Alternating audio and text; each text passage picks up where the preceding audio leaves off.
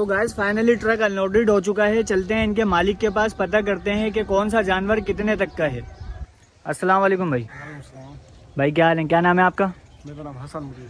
हसन भाई, तो rate list आ गई है इनकी? अभी जो आपने माल अनलोडिंग करा है उनकी रेट लिस्ट आ गई है अभी? जी जी, कुछ की आगे। तो कुछ बताएंगे आइडिया हमारे जो है व्यूवर जो है वो अगर लेना चाहें, यहाँ विजिट करना चाहें मंडी, तो आप किस रेट में इनको बताना चाहेंगे? आप अपना फ़ोन नंबर भी दे दीजिएगा। फ़ोन नंबर बता दें। 0300 03 14 14 38 38 133। 133। ठीक है भाई, गुड हो गया। तो हसन भाई कितने मन का है ये तकरीबन 8.5 मान गए। 8.5 मन का। तो हसन भाई क्या रेट है इसके? इसके 10 लाख मान गए। 10 लाख रुपए। कितने दांत में है ये? 2 दांत। 2 दांत में। ठीक है भाई, गुड हो गया। तो माशाल्लाह जानवर भी प्यारा है, कलर में भी गुड है।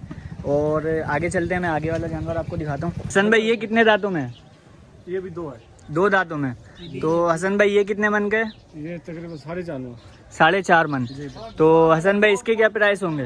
इसके 4,25,000 मान गए। 4,25,000 रुपये में दे दिया।